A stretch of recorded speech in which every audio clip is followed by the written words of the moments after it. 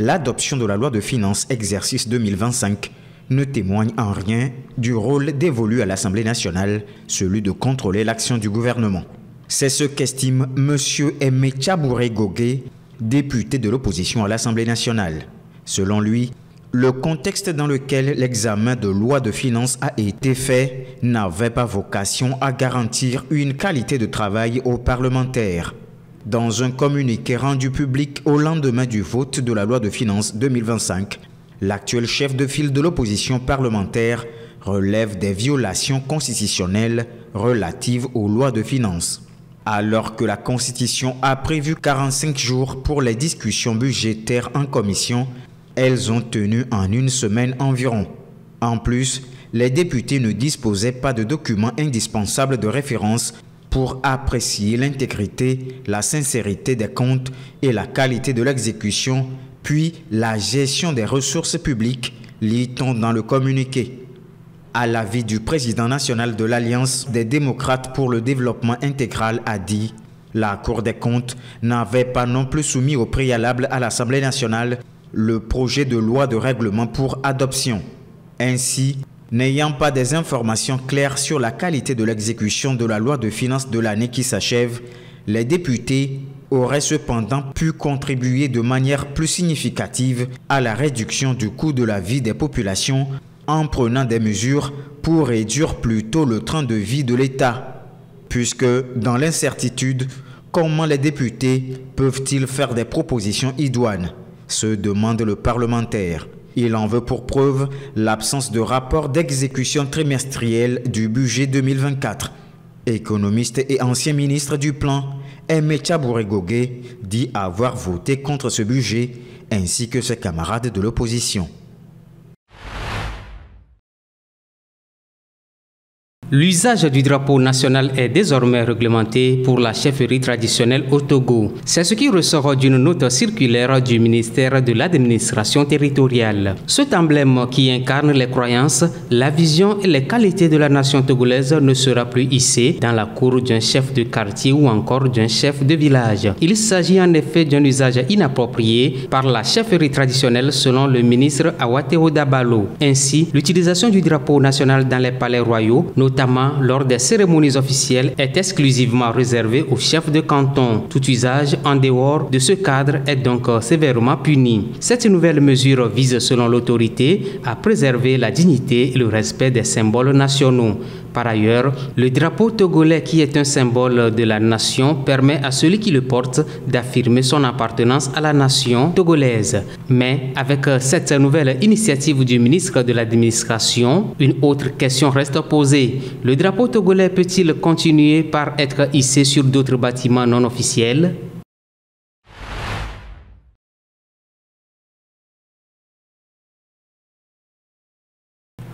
Le gouvernement togolais a fait appel au Fonds monétaire international, FMI, pour un diagnostic approfondi de sa gouvernance. Cette initiative viserait à améliorer la transparence, lutter contre la corruption et renforcer l'efficacité des institutions publiques. Elle s'inscrit donc dans une série de réformes engagées pour moderniser le cadre institutionnel du pays. Ce diagnostic de gouvernance s'ajoute aux récentes réformes économiques soutenues par le FMI, avec une approbation en mars 2024 d'une facilité élargie de crédit de 390 millions de dollars, dont un décaissement a eu lieu en décembre pour appuyer le budget national. Malgré un contexte mondial incertain, l'économie togolaise affiche des performances encourageantes. La croissance s'est établie à 5,3% pour 2024 et estimée encore à 5,3% en 2025, tandis que l'inflation était maîtrisée, atteignant 3,6% en septembre 2024. Dans le cadre de ces efforts pour une gestion durable, le Togo a également mené une évaluation des investissements publics sous l'angle climatique avec l'appui du FMI, une initiative qui vise l'intégration des enjeux environnementaux dans la planification budgétaire. Le diagnostic de gouvernance attendu du FMI pourrait être déterminant. En identifiant les failles institutionnelles, il permettra de renforcer la confiance des investisseurs et d'améliorer la transparence. En rendant publiques les conclusions de l'audit, le Togo pourra consolider sa position régionale et envoyer un signal fort en faveur d'une gouvernance responsable et inclusive.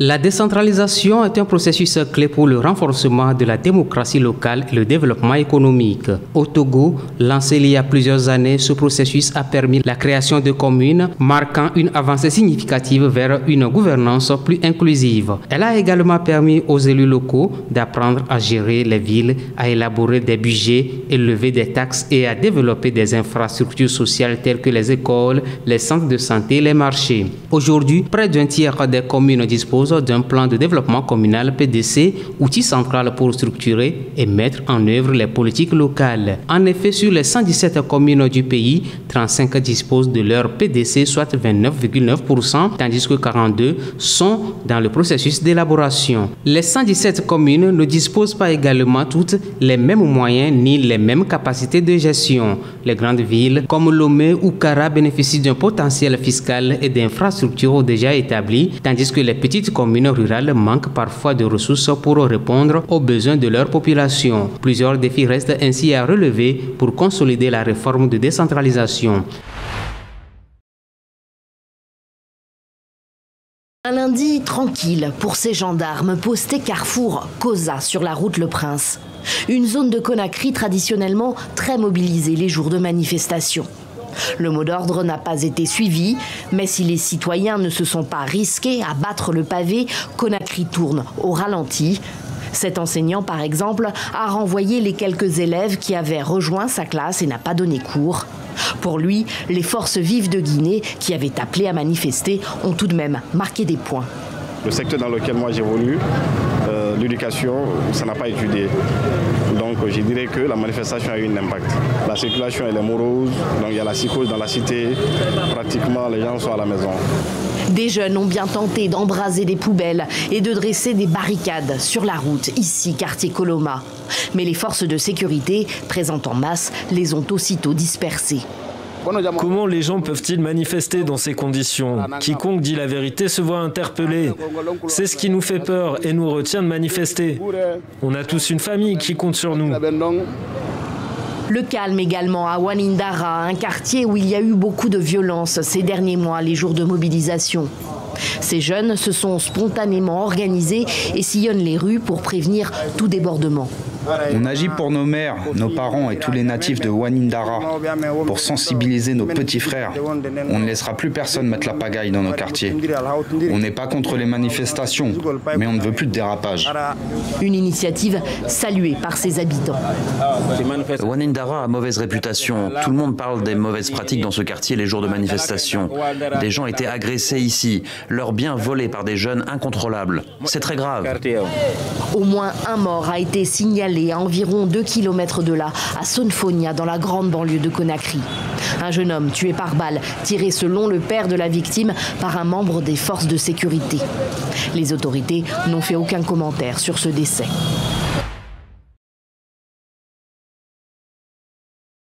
Au rendez-vous annuel de la diplomatie française, Emmanuel Macron est revenu sur les dossiers internationaux brûlants. Parmi eux, la stratégie française en Afrique. Alors que de nombreux diplomates estiment que la voix de la France à l'étranger est diminuée, le président français commence par défendre son bilan, sur la question mémorielle d'abord, puis dans la lutte contre le terrorisme, et reproche un manque de gratitude. Je crois qu'on a oublié de nous dire merci. C'est pas grave, ça viendra avec le temps. L'ingratitude, je suis bien placé pour le savoir. C'est une maladie non transmissible à l'homme. Mais je le dis pour tous les gouvernants africains qui n'ont pas eu le courage, vis-à-vis de leurs opinions publiques, de le porter, aucun d'entre eux ne serait aujourd'hui avec un pays souverain si l'armée française ne s'était pas déployée dans cette région. Concernant le rejet de la présence militaire française, Emmanuel Macron pointe la responsabilité de leaders d'opinion très suivis en ligne. Le dialogue avec l'Afrique ne peut pas être l'otage d'un panafricanisme de bonne aloi contemporain qui utilise en quelque sorte un discours post-colonial, en ayant d'ailleurs des soutiens de revers qui sont les impérialistes d'aujourd'hui. Et donc cette espèce de combination de faux intellectuels manipulant les réseaux sociaux, utilisant le désarroi d'une jeunesse et les intérêts de la Russie ou d'autres en Afrique, soyons lucides, mais n'y cédons pas. Au-delà de ça, ne rien céder donc et se tourner vers les pays anglophones, plus porteurs selon le chef de l'État. Je le dis aussi parce que quand je lis toujours la presse, les lunettes françaises sont obsédées par l'Afrique francophone. Il faut regarder l'Afrique francophone avec fierté, on y a des intérêts, on y a des amitiés chères chez les dirigeants, dans la société civile et ailleurs. Mais enfin, on a bien fait de faire le premier grand voyage depuis 25 ans du Nigeria en France il y a quelques semaines. 25 ans. Ce n'est qu'un pays à 250 millions d'habitants. Bien fait d'aller faire la première visite au Kenya. Imaginez. On a bien fait de retourner pour la deuxième fois en Éthiopie, pays de plus de 100 millions d'habitants. D'avoir consolidé une stratégie énergétique et d'investissement avec l'Afrique du Sud. Nos lunettes sur l'Afrique ne sont plus les bonnes. Après les annonces récentes de retrait du Sénégal, du Tchad et de la Côte d'Ivoire, la présence militaire française permanente en Afrique se résumera bientôt à 2 bases, au Gabon et à Djibouti. Les propos incendiaires du président Macron tenus lundi à Paris ont déclenché l'ire des dirigeants africains. Par voie de communiqué, le Tchad a appelé les dirigeants français à respecter les Africains et reconnaître la valeur de leurs sacrifices, notamment lors des 2 guerres mondiales, pour défendre la France et pour lesquels aucun remerciement digne de ce nom n'a été exprimé à ce jour. Même son de cloche du côté de Dakar, où le Premier ministre a répliqué au président français qui estime que les États souverains en Afrique doivent leur survie aux bases françaises et que leur réorganisation était l'œuvre de Paris. Des propos totalement erronés, répond Ousmane Sonko, avant d'ajouter que la France n'a ni la capacité ni la légitimité pour assurer à l'Afrique sa sécurité et sa souveraineté. Bien au contraire, elle a souvent contribué à déstabiliser certains pays africains comme la Libye avec des conséquences désastreuses notées sur la stabilité et la sécurité au Sahel.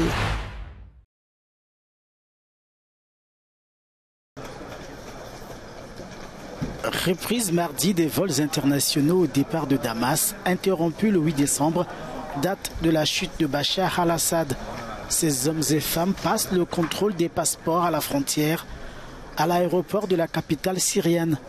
Certains brandissent leurs documents de voyage, signe de leur joie.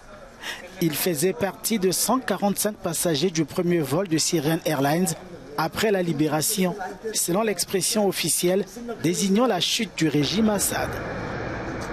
L'appareil doit atterrir aux Émirats arabes unis, alors que dans le sens des arrivées, le tarmac de l'aéroport de la capitale syrienne a accueilli mardi même le vol de Qatar Airways, une première après 13 ans de passage à vide.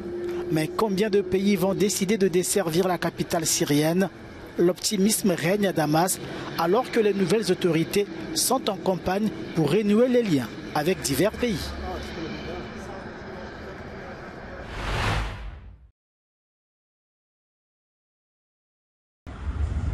Au moins 4 personnes ont perdu la vie après que des tempêtes de neige violentes ont frappé plusieurs États des États-Unis ce week-end.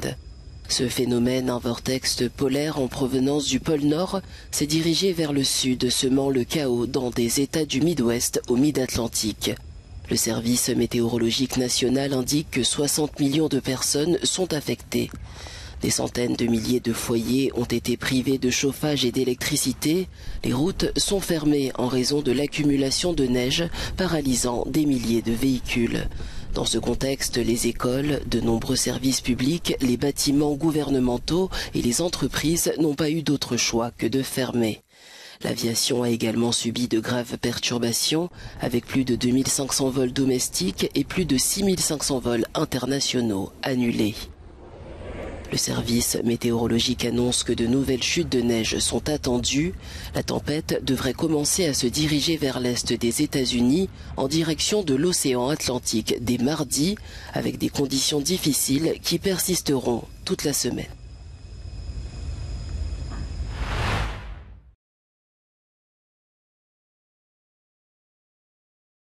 L'Indonésie rejoint officiellement les BRICS, un bloc d'économies émergentes qui gagne en influence. Après avoir été approuvé par les dirigeants en août 2023, l'Indonésie a choisi de formaliser son adhésion sous son nouveau gouvernement élu. Le ministre des Affaires étrangères indonésien a salué cette nouvelle dans un communiqué publié mardi, tout comme le Brésil qui assure cette année la présidence tournante du groupe. Le gouvernement brésilien a souligné que l'Indonésie, avec sa vaste population et sa dynamique économique, partage les valeurs du bloc. notamment la réforme des institutions mondiales et la coopération sud-sud.